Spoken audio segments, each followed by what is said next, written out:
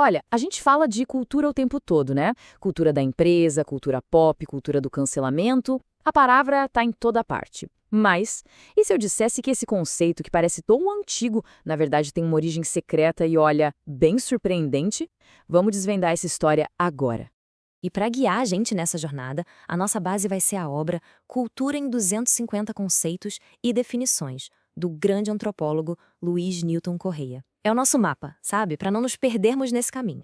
Então, a primeira pergunta que fica é: de quando exatamente a gente está falando? Quando é que essa palavra que soa tão ancestral ganhou de fato esse peso científico, esse sentido que a antropologia estuda hoje em dia? A resposta é chocante. Apenas 150 anos atrás. É isso mesmo. O conceito antropológico de cultura é uma construção supermoderna, ocidental, que nasceu praticamente de mãos dadas com a própria antropologia. Então, longe de ser uma ideia milenar, é uma invenção, nossa, muito recente. Mas para a gente entender como chegamos nesse ponto, a gente precisa voltar e voltar bastante no tempo. Bora começar essa viagem lá nas raízes da palavra, na Roma Antiga. Pensa nisso aqui como nosso mapa do tempo, um resumo da viagem. A jornada da palavra cultura começa lá na ideia grega de educação, depois ganha uma forma mais concreta com o verbo latino cultivar, dá uma transformada na Idade Média e finalmente aterrissa em 1871.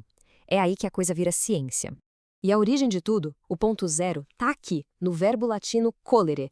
O sentido original dele era bem pé no chão, sabe? Físico, literal. Significava cultivar a terra, cuidar de uma plantação, zelar pelo campo, uma ação totalmente ligada à agricultura.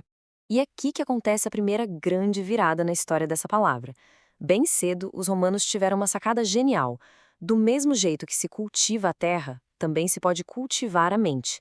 E aí o verbo colere passou a ter um duplo sentido. A mesma palavra servia tanto para a agricultura quanto para a educação. Nutria o corpo e também o espírito. Incrível. Ok, agora a gente dá um salto no tempo e aterrissa na Idade Média. A palavra, que já tinha aquele duplo sentido de cultivar a terra e a mente, começa a se ramificar, a ganhar ainda mais camadas de significado. Umas bem surpreendentes, por sinal. E o mais legal é que a gente tem uma evidência bem concreta disso. Vamos dar uma olhada numa das primeiras obras que usou o título de enciclopédia, lá de 1559, de um autor chamado Paval Scalit. É uma verdadeira cápsula do tempo que mostra direitinho como a palavra era usada naquela época. E quando a gente mergulha nos dados dessa enciclopédia, olha só que fascinante. As palavras culere e cultura quase não dão as caras. A palavra que domina a cena é cultus, com 12 menções. E o mais interessante, em todas as vezes que ela aparece, o significado é o mesmo: adoração, culto religioso. Então vamos organizar as ideias. Chegando no século XVI, essa família de palavras que veio lá de colere já era um canivete suíço. Significava cultivar a terra, claro, mas também cultivar um sentimento, servir a uma igreja e, principalmente, adorar a Deus. Tudo isso ao mesmo tempo. E tem uma expressão nesse texto de 1559 que resume tudo perfeitamente. Deum colere. O que isso significa? Adorar a Deus. Pensa só, eles usavam o mesmíssimo verbo de cultivar a terra para falar de adoração divina. Linguisticamente, o ato de cultivar e o de adorar eram a mesma coisa. Agora, mais um salto gigante no tempo. Vamos direto para o século XIX. É aqui que o jogo vira de verdade. É o momento em que a palavra cultura é, digamos, sequestrada pela ciência e ganha o significado que a gente mais conhece hoje. O ano é 1871. O cenário é a Inglaterra. O antropólogo Edward Tyler lança o seu livro Cultura Primitiva. E logo de cara, na primeira página, ele lança a bomba. A primeira definição científica de cultura. É o marco zero, o momento em que a palavra entra oficialmente para o vocabulário da antropologia. Só que a definição do Taylor veio com um detalhe importantíssimo que mudou tudo. Para ele, cultura era, na essência, a mesma coisa que civilização. Ele tratava as duas como sinônimos. Basicamente, ele juntou os dois conceitos num só. E essa associação, nossa, ia ter consequências por muito, muito tempo. E olha, desatar esse nó que o Taylor criou entre cultura e civilização deu um trabalho danado. A antropologia levou décadas, literalmente décadas, para conseguir separar as duas coisas. E mesmo assim, até hoje, essa confusão ainda existe no senso comum, né? Quanta gente não usa as duas palavras como se fossem a mesma coisa? Beleza.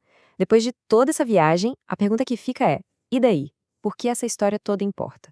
Bom, importa porque não é só uma curiosidade de dicionário. Toda essa história está viva, pulsando dentro da palavra que a gente usa todo santo dia. Se a gente fosse resumir a biografia da palavra cultura em 4 passos, seria assim. Primeiro, agricultura, o cultivo da terra. Segundo, religião, o cultivo da devoção. Terceiro, o intelecto, o cultivo da mente. E por último, o 4º passo, a antropologia, quando ela vira uma ferramenta científica para a gente entender a sociedade. E aqui está a grande sacada de tudo isso. Uma palavra nunca é só o que ela significa hoje. Ela é tipo um fóssil, um artefato arqueológico. Cada vez que a gente fala cultura, todas essas camadas de história, a terra, a fé, a mente e a ciência, estão todas ali, ressoando, mesmo que a gente não perceba. Então fica aqui a reflexão, né? Sabendo agora que a palavra cultura carrega lá no seu DNA tanto o ato de arar a terra quanto de adorar a um Deus, como é que isso muda o jeito que a gente olha para ela? Da próxima vez que alguém ouvir falar em cultura pop ou cultura da empresa, talvez se lembre que, lá no fundo, bem no fundo, a gente está falando sobre cultivar alguma coisa.